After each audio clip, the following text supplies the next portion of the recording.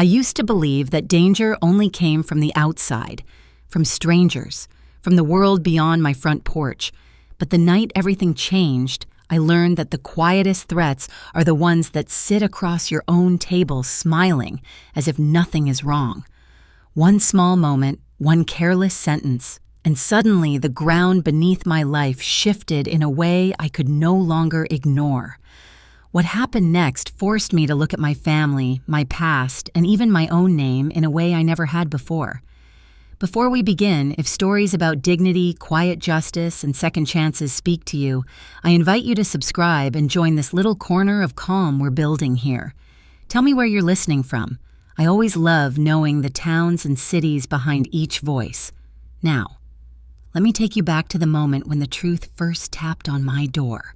Charlotte rain fell like pulled threads across the sky, thin, persistent, and almost deliberate. It gathered on the wooden railing beneath my hand until the droplets swelled and slid down in slow silver trails. When the cough rose, it tightened deep in my chest with a sharp pull, folding me for a moment over my own breath. I steadied myself, palm pressing harder into the rail, feeling the grain cut lightly against my skin. Across the narrow lawn, my son's house glowed as if someone had polished the windows just for the rain to admire itself. Warm gold spilled onto the driveway, catching the puddles so they looked like small coins scattered across the concrete. One of their rocking chairs moved a fraction in the wind, the first hint of life I had seen in it for months. It made the stillness of my own porch sharper. No wreath, no seasonal cushions, only the low hum of my oxygen machine seeping through the cracked bedroom window behind me. I counted my breath until the tightness eased.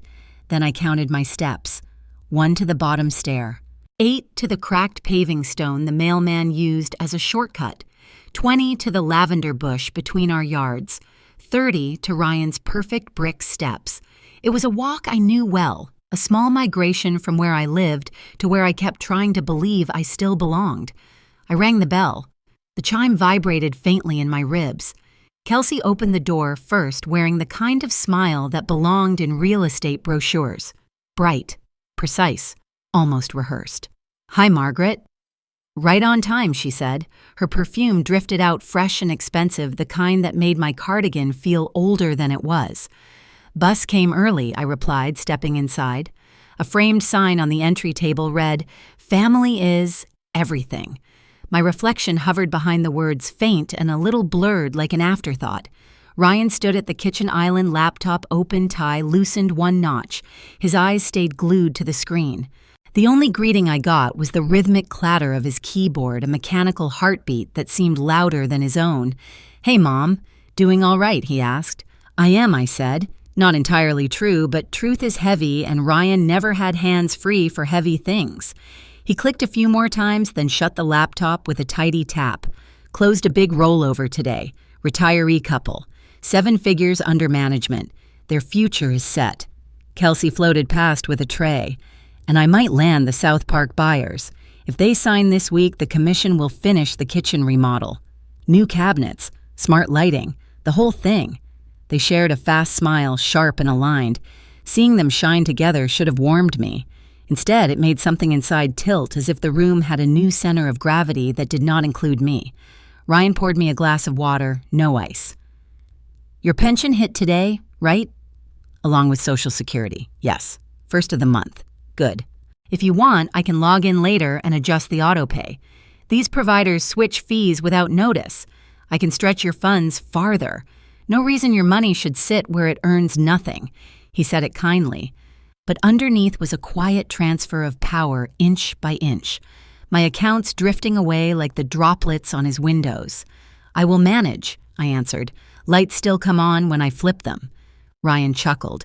"That is the bare minimum for living mom." I nodded and slid the glass between my palms for warmth. The kitchen smelled like rosemary and garlic, a warm scent that tried to soften the steady rain.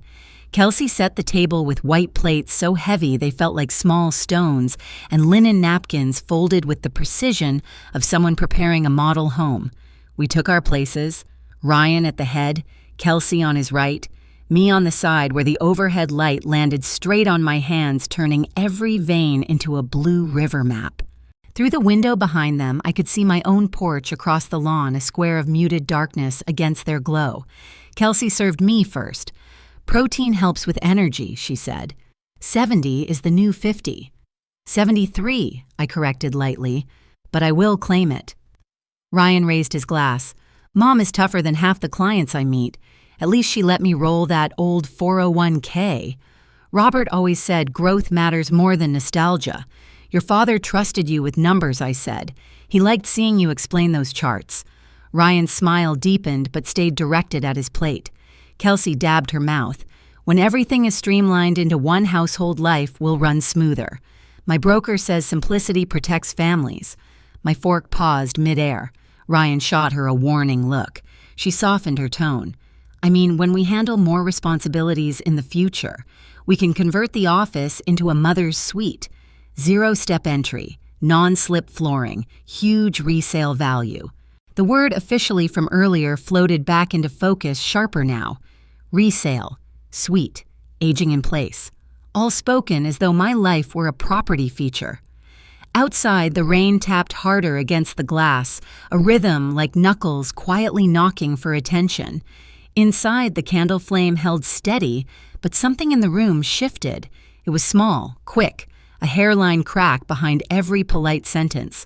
I noticed details I had missed before: the way Ryan asked about my accounts without ever asking about my week, the way Kelsey spoke of future plans as if I were an accessory, the way my house, the only thing fully in my name, seemed to slide invisibly into their conversations. I chewed slowly, swallowed carefully, and for the first time the warmth of their kitchen felt warmer than the warmth I would carry back home. Harmony remained, but it was painted over thinly. You could see the brush strokes if you leaned close enough. Crossing the wet grass later, each step colder than the one before, I repeated the same thought I had used for years to steady myself: that a seat at my son's table meant safety. That being included meant being loved. But the truth waited for me on my dark porch, quiet and patient. Something in that dinner had shifted, something small enough to ignore once, not twice. If you were me that night, would you have called that dinner peaceful, or would you have realized that the sweetest words are often where the ownership of your own life begins to slip out of your hands? The flame on Kelsey's lighter flared bright against the stainless steel backsplash coloring the kitchen in a brief gold flash. The cigarette caught instantly, pulling a thin ribbon of smoke upward. It rose behind her shoulder like a silk streamer held over a candle, delicate at first, then more certain, curling as if it already knew the shape of the ceiling. The overhead lights turned that smoke into a pale veil, moving between us without hurry. I stood by the sink, fingertips resting on the cold steel edge, steadying my breath. The exhaust fan hummed overhead, but the soft rasp in my chest cut through it. A cough pushed once sharp, then lodged stubbornly under my ribs, waiting for a moment I would not control. Kelsey leaned her hip against the counter, exhaling toward the window, but missing it by inches. The smoke drifted sideways, as if the air itself were choosing where it belonged. I felt it before I smelled it, a faint sting inside my lungs, a tiny heat behind my sternum. The sensation I had learned to decode after years of inhalers, steam bowls, nebulizers, and medications with names that filled half a label. My voice came out gentler than I intended. "Kelsey, sweetheart, could you not smoke in the kitchen tonight? My lungs are a bit tender this week." She blinked once, surprised, but not offended. Before she replied, Ryan stepped into view, glass in hand, and the air shifted. Ryan didn't raise his voice. He didn't even turn fully toward me. He just shifted his weight, lifted his glass, and said, "Mom survived 30 years of factory smoke. A few puffs in our house won't hurt anything." The words were casual, too casual. Their weight arrived a second later, landing inside my chest like something heavy dropped into shallow water. A thick stillness spread across the room. Not silence, stillness. Even the smoke paused, suspended in place, as if waiting to see what I would do. Kelsey froze, mid-inhale, cigarette hovering near her lips. Her eyes slid to Ryan, trying to read his face. When he didn't add anything or soften the moment she exhaled slowly, the smoke drifting toward the ceiling like it had been given permission to roam. My fingers slipped from the counter. A tightness gathered under my collarbone, blooming outward until each breath felt narrow. My towel slid from my hand and hit the tile with a soft pat, but no one looked down. Not even me. For a heartbeat, it felt like I was watching the scene from outside my own body. The smoke, the still room, my son's dismissive certainty, the shape of the space shrinking around me telling me with quiet clarity that I was not truly part of this home, not the way I used to be, not the way I thought I still was. I forced a smile. The kind of smile you use when you need to save face in public, even though this wasn't public. I think I should head home. My machine is due for a treatment. Ryan shrugged lightly. Whatever works for you. Whatever works for me. The phrase stung more than it should have. I stepped outside and the night air hit me cold and clean. For a moment I stood still, letting the temperature loosen the tightness in my chest. But as I walked across the small strip of grass to my house, a new unease crept in, threading itself through the smoke that still clung to my clothes. Inside my living room, the machines waited like quiet witnesses. The nebulizer, the humidifier, the pill box with the tiny red and white capsules. I placed the mask on my face, flipped the switch, and listened to the familiar hum. Steam rushed up, filling the space around my mouth with warmth, easing the tension between my ribs. But something else tightened instead. Lying on the counter was a letter from my clinic. The top line read, "Environmental stressors may worsen pulmonary limitations. Avoid smoke exposure." I turned the page over, hands trembling. A small note from my doctor was clipped to it. "Clean air and low stress are essential for your next few years."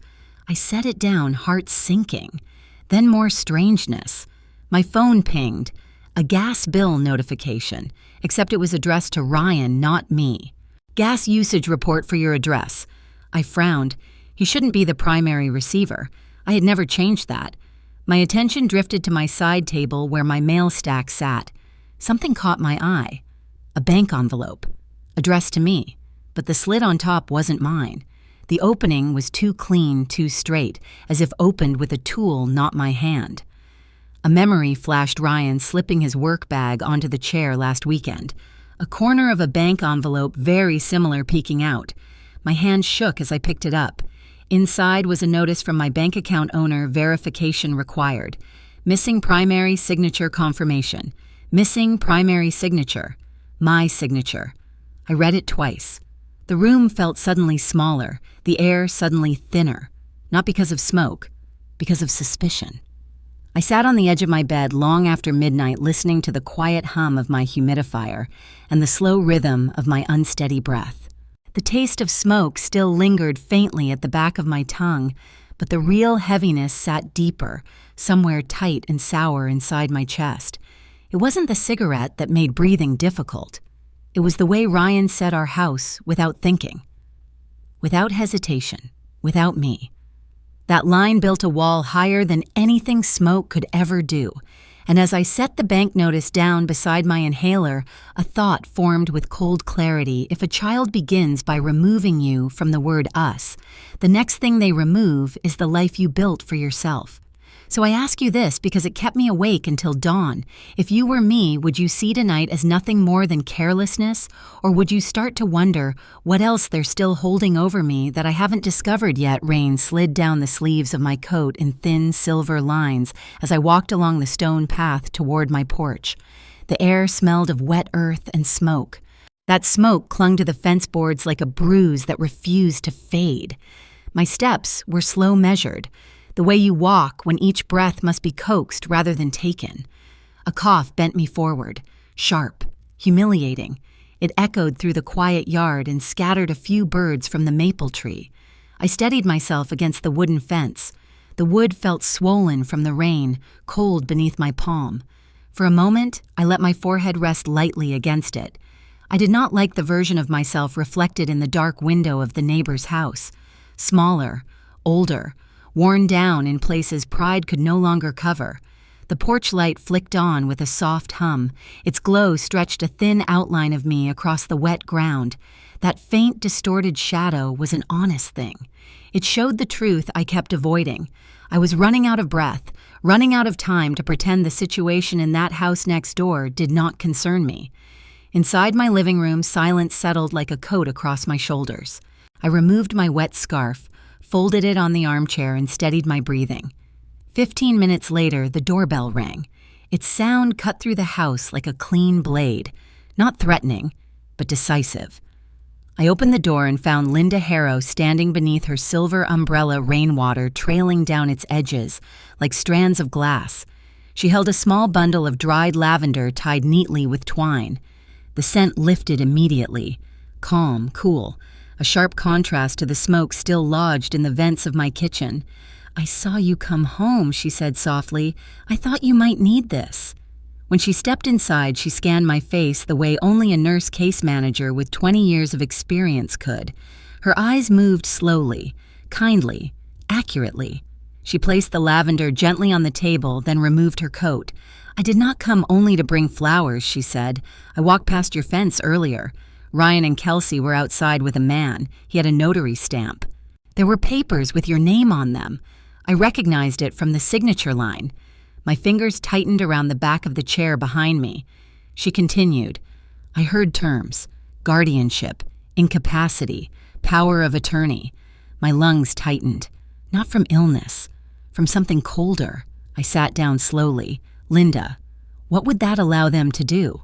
Her expression shifted into the seriousness of someone who has delivered difficult truths before. "If they pursue guardianship and obtain a long-term power of attorney, they can take control of your financial decisions. They can control your medical decisions. They can sell your house. They can restrict where you live. They can determine how your money is spent." My vision pressed inward for a moment as if the room had shrunk. "They would not do that," I whispered. Linda placed her hand over mine. "The most dangerous paperwork is the kind signed in secrecy. If you have doubts, collect evidence. Do not confront them. Do not raise your voice.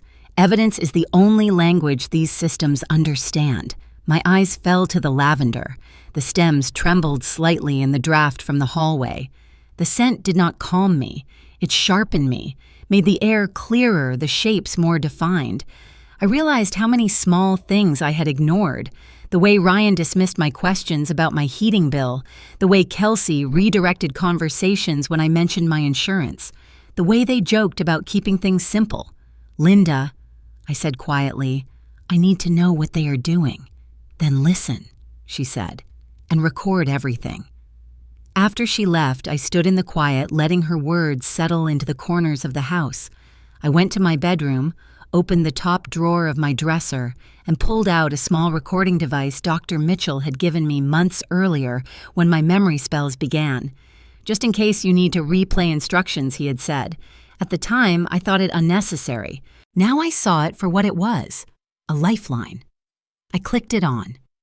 The tiny green light glowed steady. I slipped it into the pocket of my coat and stepped back outside. The rain had softened to a mist that clung to my hair.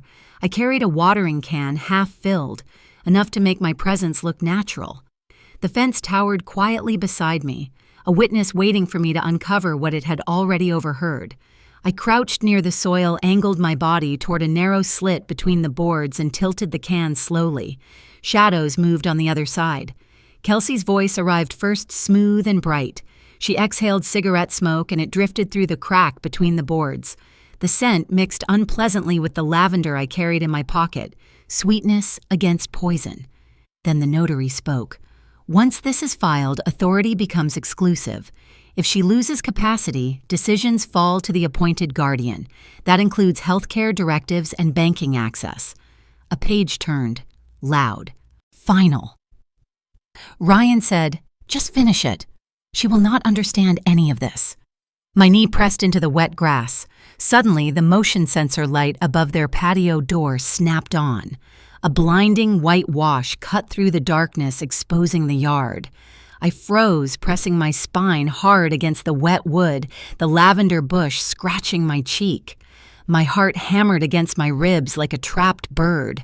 I held my breath for 10 agonizing seconds until the light clicked off, plunging me back into the safety of the gray shadows. I listened. After this, Kelsey said everything becomes simple. The words stung more sharply than the smoke. Another flick of the pen, another signature. The recording device blinked green. My heart matched its tempo. I realized then that the moment the papers touched that clipboard, I had crossed a threshold, one where silence was no longer safety. It was evidence, and I needed every second of it. Inside my kitchen, I set the lavender on the counter. Water dripped onto the floor from my sleeves. The house was quiet except for the soft ticking of the clock above the stove. I replayed the recording. The voices, the signatures, the word capacity, the laughter, the smoke. All of it lined up like puzzle pieces that formed a shape I did not want to see but could no longer deny. All my life, I believed signatures were promises, a written act of trust. Tonight, I learned a signature could also be a weapon, and someone had just placed mine in the wrong hands. I closed the curtains with a slow, deliberate motion. The question climbed into my chest and settled there like a stone. If they were willing to sign documents behind my back, then what else were they planning to take from me before I noticed it was already gone? Rain traced thin silver lines down the kitchen window, each one catching the porch light like a quiet warning I had ignored too long. The house felt too still after what I had recorded at the fence. Not threatening, not exactly safe, just aware the way a room becomes when the truth finally walks in behind you. I carried the wooden box to the table, holding it as if it carried a pulse. Robert had given me this box before his last surgery, telling me to open it only when I felt something was wrong. For years after his death, I convinced myself that moment would never come. Tonight proved me wrong. When I lifted the lid, the hinges released a strained exhale. Ink and cedar rose into the air, the scent stepping back into the room like a ghost who had unfinished business. Inside, Robert's fountain pen lay across a stack of drafts filled with strike-through marks, arrows, and margin notes written in the firm strokes of a man who didn't believe in loose ends. The pages shimmered faintly under the kitchen lamp as if they had been written only moments earlier. His handwriting looked alive, too alive for someone buried 5 years. For the first time, I understood this box was never a keepsake. It was a warning I had postponed. I slid the papers closer, bracing myself for truths written long before I was ready to face them. The first draft I opened was thick with revisions. Robert's handwriting angled decisively, each line an argument he had tried to make to me in life, only gentler, only quieter. A flashback rose grainy at first, then painfully sharp. We had sat at this same table the year before his diagnosis. Outside, Ryan had been fixing the gutter, humming off key. I had laughed, insisting our son was too soft-hearted to ever hurt anyone. Robert had tapped his pen, once the gesture steady, deliberate. Children grow into adults with desires, Margaret. That is where temptation begins. I remember bristling. I told him he was imagining threats that didn't exist. He didn't argue, but he drew 2 things on the notepad that day, a simple arrow pointing toward my name and a box around the word trust. Now holding his marked-up drafts, I saw what he meant. He had designed a revocable living trust for everything we built together, the house on Fairview Lane. Our savings, his dividend stocks, and the lake parcel his brother left him, and there circled with firm strokes was the clause I had never noticed in the finalized version. Any transfer of property held in trust requires the signature of the settlor and an independent attorney. No exception. My heart thudded once solid and low. Robert had protected me from a threat I refused to imagine even when he tried to show me. He had created a safeguard not out of fear, but out of a brutal, pragmatic love. I kept turning pages. Another note in his handwriting, protect her future self. The words landed heavy, almost prophetic. A knot formed in my throat. Robert hadn't been paranoid. He had been preparing. I reached for the sealed envelopes next. The wax cracked neatly like a thin sheet of ice breaking under warm fingers. The first letter began with his careful, slanted script. If something feels wrong, trust the discomfort. I have left the original clause with Dr. Arthur Mitchell. He understands its purpose. He will know what to do if anyone attempts to bypass your authority. I read the line twice. Dr. Mitchell, the same man who had given me the recording device, the same doctor Ryan dismissed as overly cautious. The second envelope contained a different tone, more urgent. If anyone rushes you into signing documents, stop. Pressure is the weapon of people who fear transparency. My fingers tightened around the page. Pressure. Exactly what I felt last week when Kelsey asked if I wanted help organizing my financial future. I opened the third envelope. Keep the pen. Use it only for what you understand. Your signature is your last line of defense. I looked at the fountain pen lying across the drafts. Its weight felt different now. Not sentimental. Protective. A loose page slid out from the bottom of the box. I caught it before it fell. This one wasn't yellowed like the others. It looked newer, fresher. My breath hitched. At the bottom was my signature. Almost perfect. Almost. The tail of the T curved upward instead of down. A tiny detail only Robert ever teased me about when we signed holiday cards. Someone had copied my name. Someone in this house. The room tightened. The rain sharpened. My pulse steadied into something cold and controlled. Robert had circled the forged signature in red ink. Next to it, he had written, "If she didn't sign this, someone intends to own her life." My hand trembled, not from fear, but from recognition. This wasn't paranoia. This was preparation. And the preparation was for now. I stacked the papers carefully, aligning the edges the way Robert used to. Each page felt heavier, as if ink could carry weight long after a man was gone. The house settled around me, not peaceful, not chaotic, just waiting like a courtroom right before the verdict is read. Robert had seen a future I couldn't bear to imagine, and Ryan was already halfway across the line his father hoped he'd never approach. I closed the wooden box with a final, deliberate click. The sound echoed through the kitchen like a gavel striking wood. A single question rose in my chest, steady and cold, shaping itself with the clarity of survival. If this was only the part Robert predicted, then what had Ryan already done that he never intended for me to find? The supermarket lights always felt too bright, but today they exposed things I had never bothered to look at before. The wheels of the cart squeaked faintly as I guided it down the aisle, the sound sharp against the soft hum of the refrigerators. Linda walked beside me, her pace slow enough to match the stiffness in my knees. The camera of life followed the cart rather than my face. A loaf of bread, a box of herbal tea, a bottle of calcium pills, ordinary items until they reached the checkout. I placed them on the belt and slid my card across the reader. My name glowed on the screen, clean and familiar, but the monthly statements went to Ryan's address now, not mine. The beep of the scanner stabbed the air. I felt it in my ribs. Linda noticed the tension in my shoulders.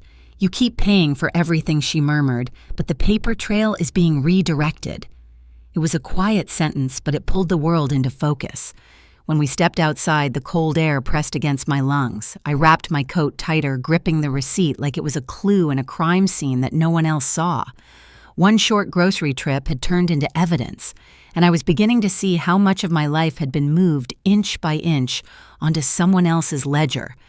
That afternoon, with Linda's help, and after a short call with Dr. Mitchell, I sat at my kitchen table surrounded by a stack of unopened envelopes I had ignored for weeks.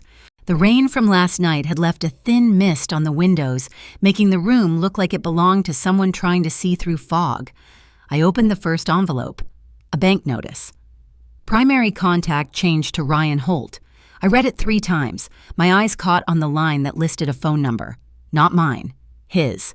That explained the silence. The bank's mandatory confirmation call never came to my landline. It went to the burner phone he had listed on the application under primary contact. The next envelope held a document that made my stomach tighten. Confirmation, power of attorney request processed. Processed. Requested. Not by me. The edges of the paper curled slightly under my fingertips as if resisting the lie written on them. Linda leaned over my shoulder. "You never signed anything like this." I shook my head, feeling a slow burn build beneath my sternum. "No, I didn't even know they sent this." My phone buzzed lightly. A message from Dr. Mitchell. Meet me at the Ridgeview Cafe. I have something for you. We met 30 minutes later. The cafe smelled of roasted beans and old books. Dr. Mitchell arrived with a folder tucked under his arm. His face carried the seriousness of someone who had seen too many families fall apart because of signatures written too quickly. He laid the folder on the table. This is a working copy of the trust your husband drafted, not the public version, the one with the protective clause. He explained slowly the way a good doctor speaks before delivering a diagnosis. He told me that a durable power of attorney allows someone to manage finances but can be abused. He explained guardianship removes your right to make decisions if a court declares you incapacitated. But a trust overrides most financial manipulations if designed correctly because assets inside it cannot be moved without the required signatures. And finally, the deed controls property ownership. If the house is inside the trust, no one can change the deed without meeting the trust's conditions. He tapped the folder gently. Your husband planned this to protect you, but right now someone is trying to outrun the paperwork. I swallowed hard. What do I do? Nothing impulsive. His voice softened. Let them think they're winning. People make mistakes when they believe they've already won. And mistakes leave trails. Trails we can use. I spent the rest of the evening becoming a quiet archivist of my own life. I printed every email Ryan had forwarded without comment. I screenshotted every message from Kelsey telling me we needed to adjust the paperwork so it's easier to handle things later. I photographed envelopes before opening them. I placed each piece in a folder lined with blue tabs. Paper rustled around me like a low storm. One envelope made my fingertips go cold. A bank statement listing a home equity line of credit opened 2 months ago. Collateral, my house. Borrower Ryan Holt as attorney in fact. My breath stilled. The room tilted. I read it again. He had borrowed money against my home inside the trust. Linda placed a steady hand on my back. If the POA is forged, the bank is on the hook, but they won't admit that unless pressed. I nodded silently, the pen in my hand suddenly feeling heavier. It wasn't just ink, it was a blade. The same blade Robert meant it to be, I kept gathering.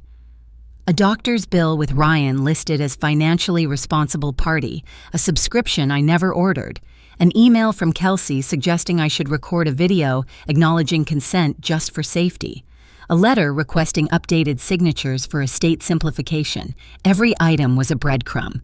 Every breadcrumb pointed in the same direction. By the time the folder was full, the air in the room had changed, thickened as if the truth had weight that pressed down on the walls themselves.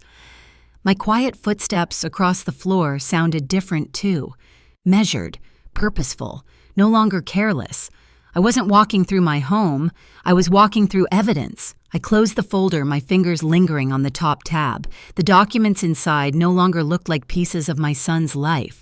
They looked like the map of a crime he hadn't thought I would ever trace. The house felt still again, but not in the frightened way it had before. This stillness had shape. It had direction. It had purpose. Each page I saved was no longer my son's paperwork. It was one clean cut toward freeing the rope he had wrapped around my neck. I slipped the folder into the drawer beneath the stove, the place no one ever looked, and steadied my breath. Then a single question rose cold enough to make my heart slow into clarity. If this is what they dared to do on paper, what will I uncover when I finally look at what they've done off the page? The room smelled of paper ink and a faint citrus cleaner, but the lavender I carried in my hands cut through everything else. I placed the dried bundle gently on the young attorney's desk, watching a few purple crumbs scatter onto the wood. Behind her, a tall bookshelf towered over us, row after row of binders labeled Elder Financial Abuse, Guardianship, Fraud Exploitation Cases, each one a silent testimony to battles other people once fought alone. Elena Morales looked younger than I expected, maybe early 30s, but her eyes held a steadiness that reminded me of Robert in his first years of practice. She lifted the lavender, studied it for a moment, then looked at me. "You brought something symbolic," she said softly. "No," I answered. "I brought something I want to remember the smell of when this is over." Elena nodded once, then opened her laptop. "Dr. Mitchell told me you have a folder. Bring everything out." I set the folder carefully on her desk. The blue tabs made a quiet fan across the wood, like the edge of a map unfolding. Today, for the first time, I realized I wasn't fighting alone. The team formed slowly like a constellation where each star knows exactly where it belongs. Dr. Mitchell became the strategist carrying the original trust Robert drafted and the medical insight needed to understand how guardianship petitions work. He spoke with a calm certainty, the kind that doesn't need volume to be heard. Linda, with her decades in hospital administration, offered something no one else could first-hand observation and a deep understanding of how capacity evaluations and medical affidavits could be manipulated. She was willing to sign whatever testimony was needed. "I've seen too many elders lose everything because nobody bothered to listen," she said. Elena Morales, sharp as a drawn blade, was the legal front. Her fingers danced across documents with effortless precision, yet her voice remained gentle whenever she turned to explain something. "Guardianship is the nuclear option," she said. "If they file it, they claim you cannot direct your own life. We need to let them take one more step so they reveal intent." And then there was the unexpected ally, a mid-level banker, Michael Grant, who had served Robert for years. When Elena called him, he remembered instantly. Robert Holt, Michael, repeated. He required two-step verification for everything. He even insisted on a notary to change the mailing address once. If someone bypassed that system after his death, that means a policy was broken. "I'll check the back-end logs for you." Each piece of the circle clicked into place. The investigation loop was simple. First, gather every scrap of paper. Bank letters, phone logs, recordings from the fence, HELOC statements. Second, connect the trust's hidden clause. Robert's letters, the forged signature, and the financial movements. Third, assess the risk. If I confronted Ryan, now he could liquidate the line of credit or push me to a facility. And finally, the plan, wait. Allow Ryan to file guardianship, then counter at the hearing with everything we had. Elena leaned back in her chair. Guardianship cases hinge on two things, capacity and intent. They're trying to prove you lack the first so they can exploit the second. I folded my hands in my lap. What do I do now? "You let them think you're tired," Elena said. "You let them think you're giving up, and you document everything. Pressure only works on people who don't record it." Behind her, the lavender cast a small shadow against the wall, thin but clear, a reminder that quiet things can carry weight. The change in Ryan was subtle at first. A colder tone. A stillness in his eyes that hadn't been there when he was a little boy bringing me wildflowers from the backyard. One evening, he stood in the doorway holding a stack of papers. "Mom, can you sign these? It's just to update some accounts so they don't get messy later." He held out a cheap plastic promotional pen, the kind you pick up at a hotel front desk and lose 5 minutes later. My heartbeat didn't rise. My breath didn't speed. I had learned something new, the power of pretending. I let my hand tremble slightly. "I'm not sure I understand these things anymore, Ryan. Maybe you can handle it." That flicker of triumph in his face was small, but I saw it. He believed the mask. Kelsey followed shortly after with a different tactic. "It might help to have a doctor check your memory, Margaret. Just a quick exam. If the file says mild cognitive impairment, we can manage everything for you. It'll be easier for everyone." I placed my hand on hers, squeezing gently, letting my voice soften into fragility. "Maybe you're right. I do feel overwhelmed." Her smile tightened, the kind people wear when they think the game is already won. I wrote everything down afterward, time, date, exact wording. Linda reviewed the notes with me like we were preparing for a deposition. Meanwhile, Elena continued compiling evidence. Dr. Mitchell refined the medical timeline. Michael from the bank sent a discreet message. "We found logins from an IP address that isn't yours, and a signature mismatch flagged internally." The circle tightened.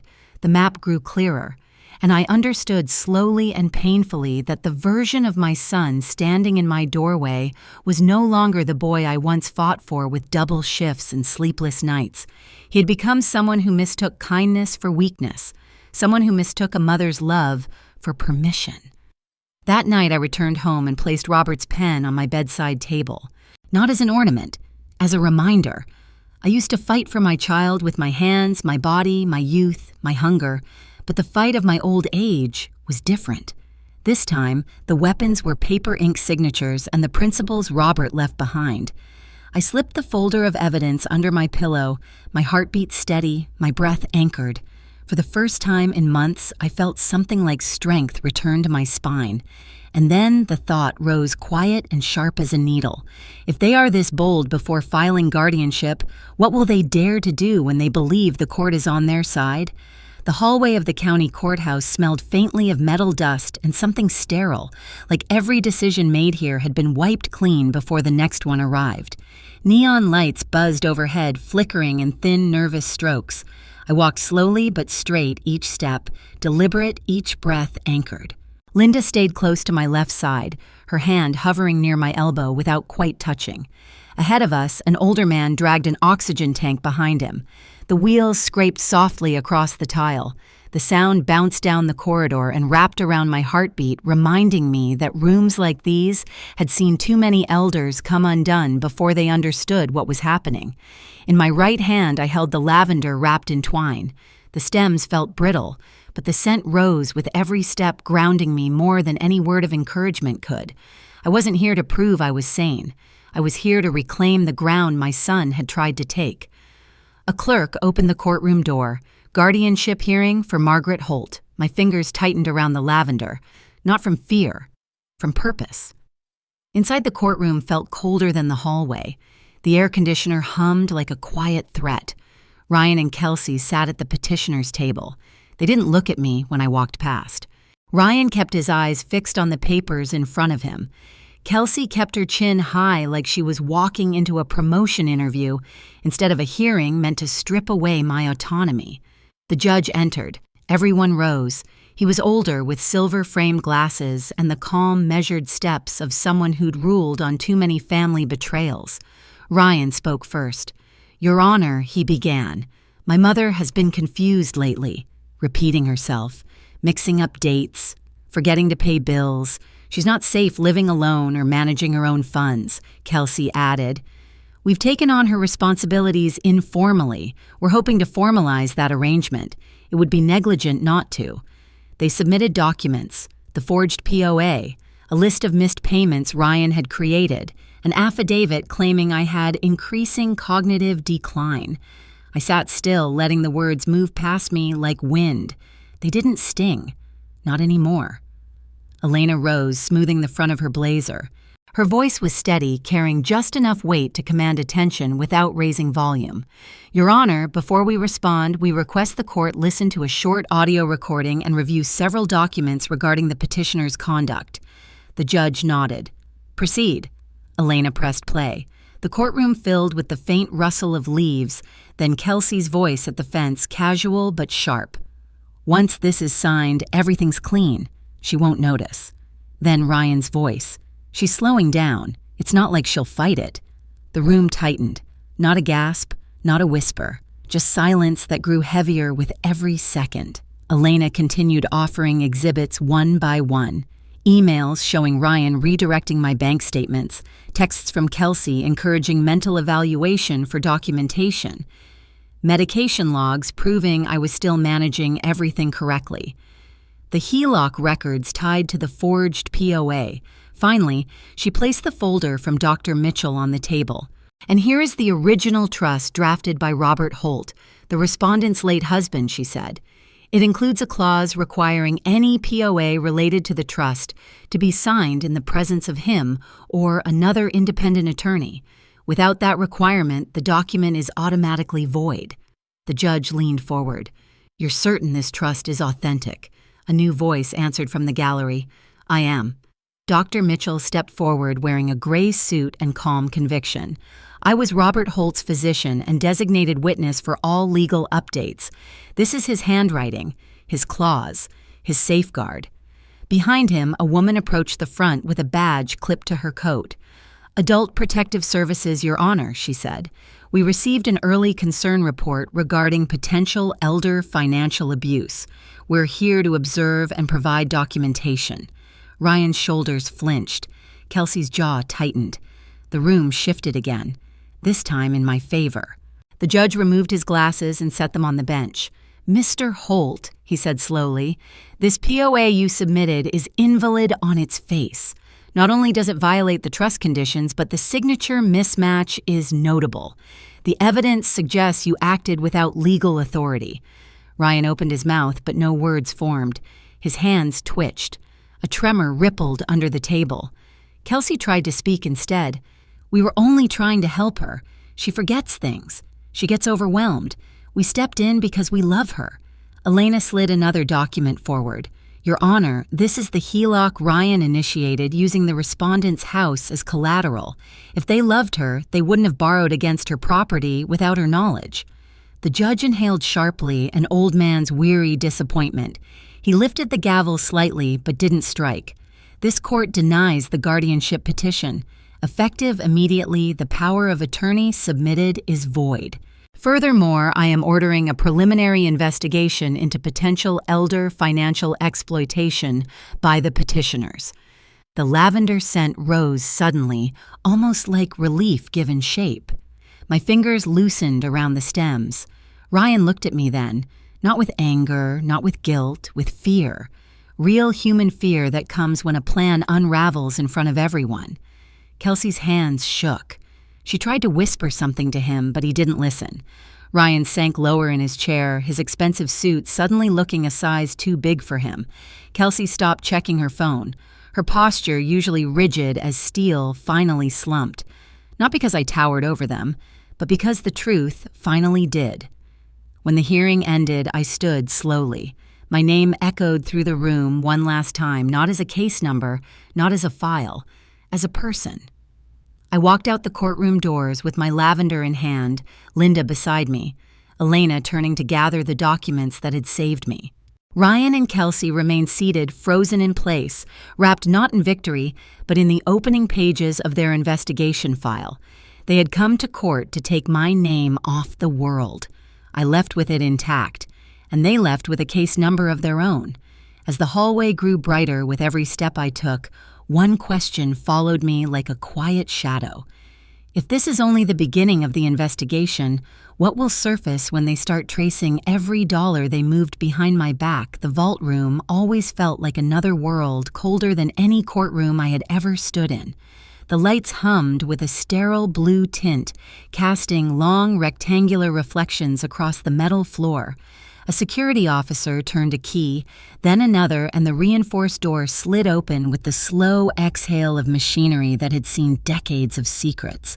Dr. Mitchell walked beside me, his steps quiet, his coat still smelling faintly of winter air. From behind my shoulder, the camera of memory framed the scene, the way faceless stories usually do. No faces, just hands and movements. The language of people who have lived long enough to understand that truth often waits in metal boxes, not in raised voices. The bank associate pulled the safe deposit drawer outward. It scraped softly the steel on steel sound, like the opening note of a long-delayed confession. I folded my fingers around the lavender tucked in my coat pocket and breathed once. Inside the vault, no one had room for fear, only facts. Mrs. Holt, the associate, said this drawer was last touched 12 years ago. Dual signature. Your late husband and Dr. Mitchell. A quiet settled around us. Dr. Mitchell nodded toward the box. "This is where Robert placed the documents he never wanted anyone to misuse," he said. I reached for the metal handle, feeling the cold climb up my palm. The drawer was heavier than I expected. And inside, under the bank's fluorescent glow, rested a sealed envelope with my name in Robert's handwriting. His script was steady, the kind of penmanship a man uses when he knows someone will depend on every stroke. And beneath that envelope lay a second file, a red tab, the color Robert used only for amendments. My breath tightened. He had planned for this. He had planned for them. The seal broke with a crisp crack, releasing a faint scent of old paper and ink. Robert's letter was short, calm, purposeful, a man who understood both law and human nature. If you are reading this, Maggie, it means someone has tried to take what is yours. Not our house, not our savings. What is yours? I ran my fingers across the page. The ink had not faded. If any heir seeks guardianship or power of attorney without your voluntary consent, the trust shall redirect that heir's distribution to the Holt Scholarship and Elder Rights Fund. Signed, witnessed, filed. Dr. Mitchell opened the red-tabbed amendment. I watched his eyebrows rise by a fraction. He enacted a poison pill, he murmured. I felt the lavender in my pocket warm under my hand. A poison pill. Dr. Mitchell tapped the document. In corporate law, we call it a poison pill. In your family trust, it's a trap door, and Ryan just fell through it. Ryan had not just failed to gain control. He had activated a clause that would cost him every future dollar he believed was waiting for him. All because he tried to take my name away. The irony stung like winter air in the lungs. I looked at the letter again, reading Robert's last line. You survived far more than they ever knew. Let the paperwork speak if you ever cannot. I closed the envelope gently. My husband had been gone for 9 years, but he was standing in that vault with me. The 3-party meeting took place in the bank's legal conference room. The chairs were stiff. The table polished to a shine so aggressive it reflected the ceiling vents. Ryan sat on one side, shoulders bunched, fingers gripping the handle of a pen he had taken from the reception counter. He tapped it once, twice, then froze the moment the bank's internal counsel entered, with a folder so thick its edges curled. Kelsey sat beside him, unusually silent. Her confidence looked thinner now, like a coat meant for autumn worn in deep winter. The bank's attorney laid out the documents. We reviewed the home equity line opened under the power of attorney presented by your son. That POA is void. Under federal regulations, the loan cannot be enforced against Mrs. Holt. A flicker crossed Ryan's face. Not confusion, calculation. The beginning of fear. I kept my hands folded. I said nothing.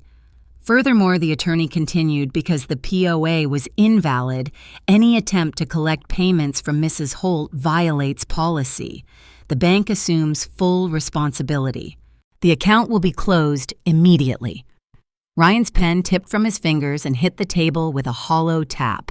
The nonprofit representative from the Elder Rights Fund arrived next, carrying a brochure with photos of seniors in community centers. She introduced the new scholarship fund established under Robert's amendment. Her voice was warm but firm. All redirected inheritance will support elder safety, legal protection programs, and first-generation college students.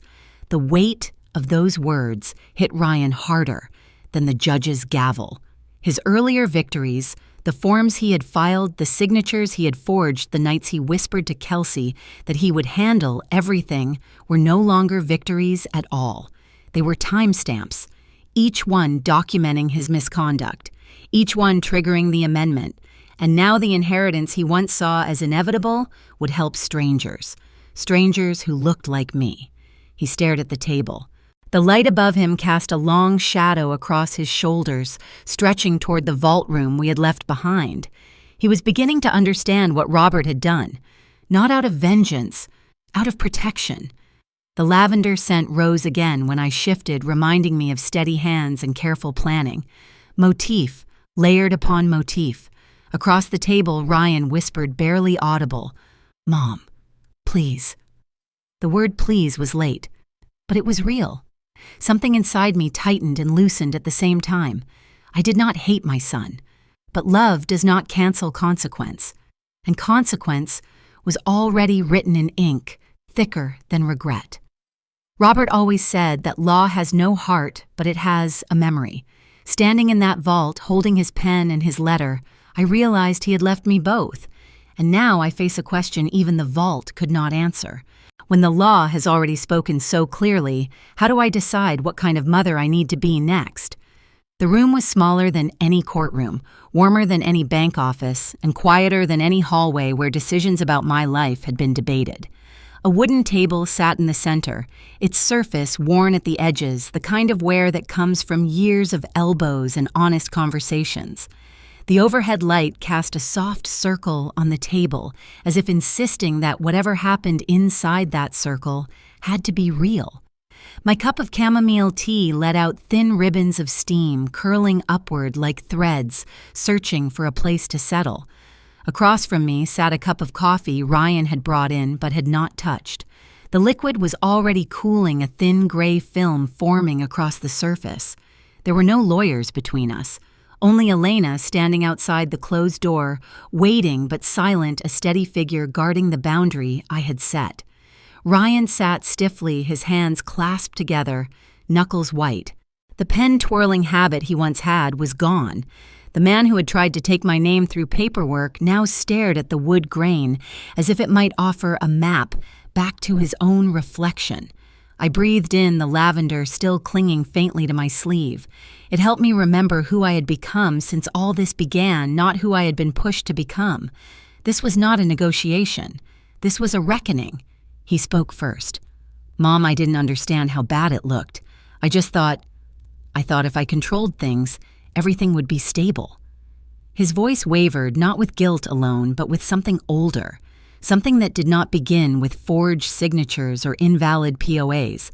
Something that lived in the shadow of childhood, hiding behind every expectation and every unmet need.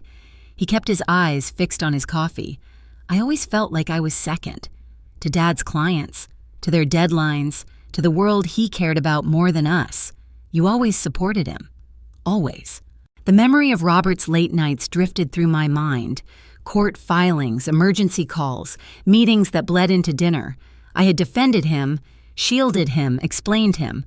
I had believed loyalty meant choosing my husband's pressures over my son's loneliness.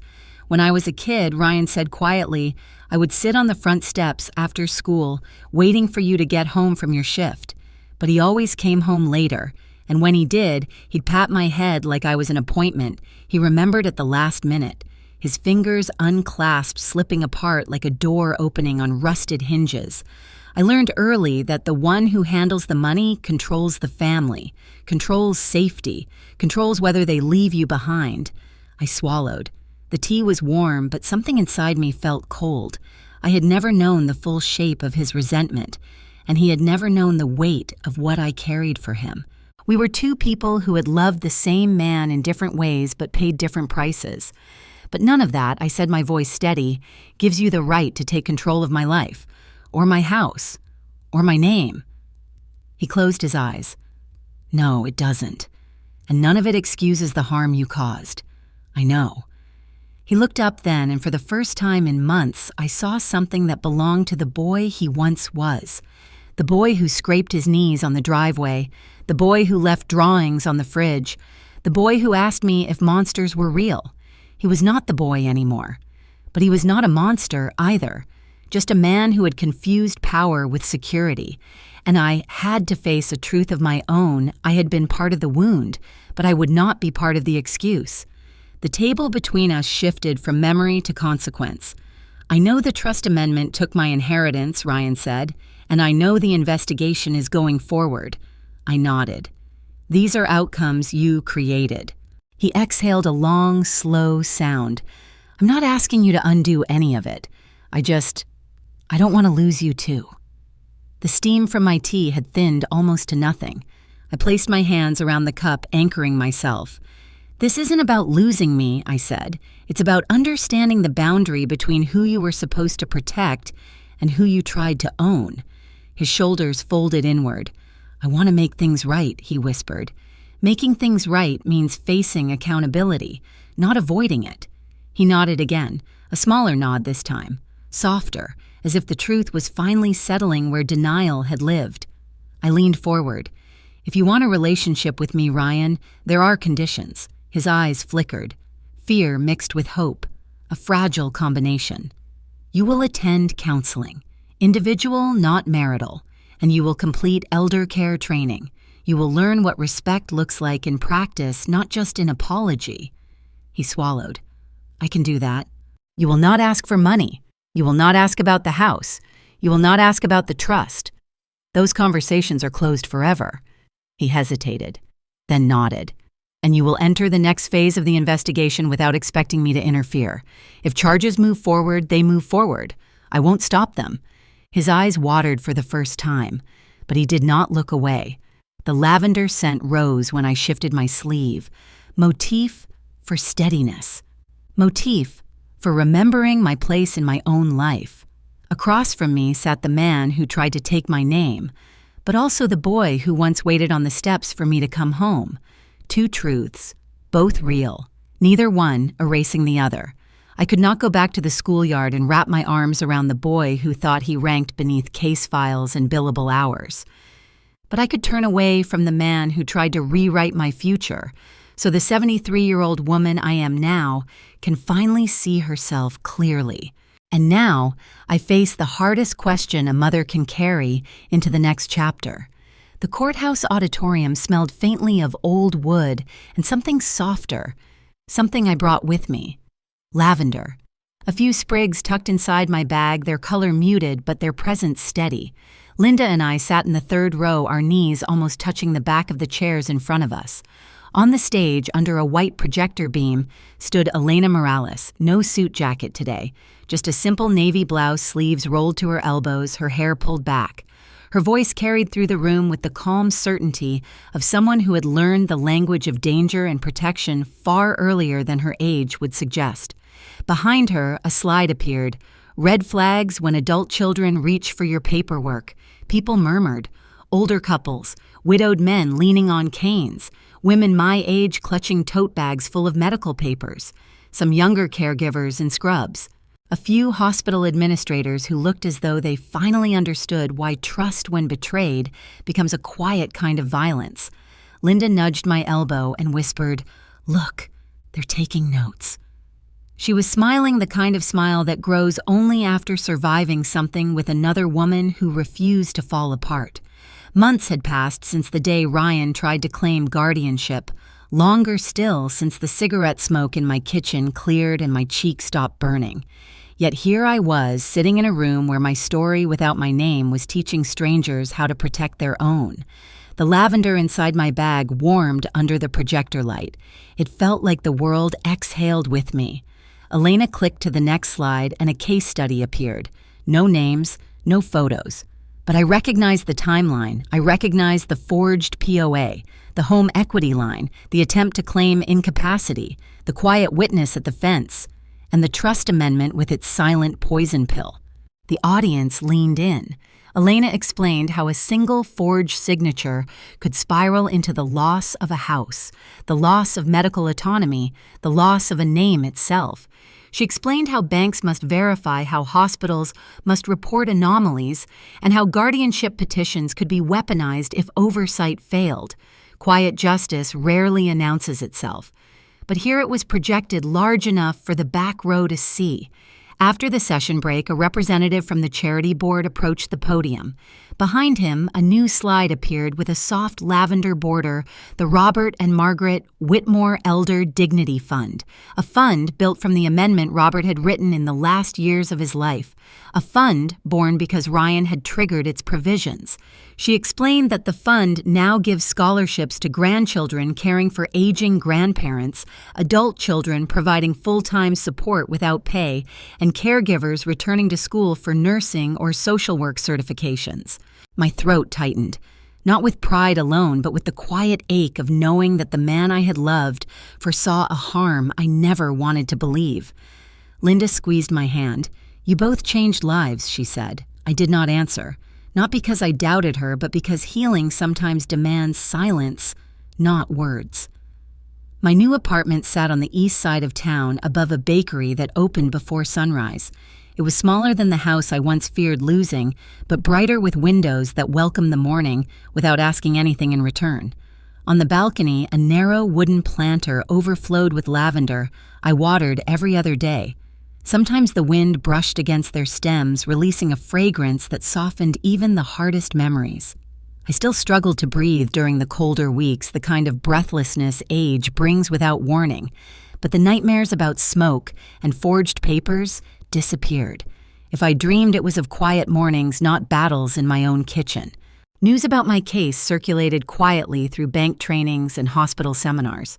No names were mentioned, but every time a young teller learned to question a rushed POA or a new nurse case manager learned to look for coercion between family members, justice widened a little more. I became one of many unnamed teachers, a lesson carried by paper trails and the fragments of lavender I always kept close. One afternoon during a courthouse break at another workshop session, I saw an elderly woman standing alone in the hallway. Her hand trembled as she attempted to sign a form declining a POA her son had urged her to accept for convenience. Her pen hesitated above the line. I stepped closer. She looked at me, eyes unsure. I reached into my bag and placed a small lavender sachet in her palm. "Take your time." She nodded, her breath a little steadier, and lowered the pen to sign the refusal. That small moment felt like a final signature on my own healing. Later that evening, at my kitchen table, I took out a sheet of cream paper and uncapped Robert's heavy fountain pen. The gold nib glinted under the lamp, sharp and permanent, a stark difference from the cheap plastic Ryan had tried to hand me weeks ago. I began writing a letter to Ryan, not forgiveness, not anger, just truth. I wrote about breathing freely in my new home. I wrote about choosing my own doctors. I wrote about the dignity of signing my own forms. I wrote about lavender growing on a balcony he no longer controlled. When I finished, I folded the letter and placed it in a drawer. I did not know whether I would ever send it. Some things are meant only to be written, not delivered. I did not win back my son, but I won back the signature that belonged only to me on the life that still belongs only to me. And if someone reaches for your paperwork with eyes shaped by greed, remember, you can stop the pen. You can say no, and if no one believes you, start recording until the truth writes itself. So let me ask you this before we close our story. If someone tried to rewrite your life with their signature, what part of your dignity would you fight to protect? First, before you go, I want to leave you with something simple, something I learned far too late in life. Dignity is not loud. It does not shout. It waits for the moment you finally decide that your name, your memories, and your choices are worth protecting. If my story reminds you of something you've lived through or something you're afraid might be happening behind closed doors, you are not alone. There are women across this country, mothers, grandmothers, quiet fighters who are holding on to their names the same way I did. And your story matters just as much.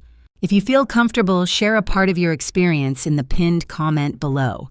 You never know who you might help by speaking up. And if you want more stories about quiet justice healing and the courage to reclaim your life, follow the channel and stay close. There's a new chapter every week. Thank you for spending this time with me. Take a breath tonight. Choose yourself tonight. And remember, your signature still belongs to you. Check the pinned comment for resources, community support, and the next recommended story.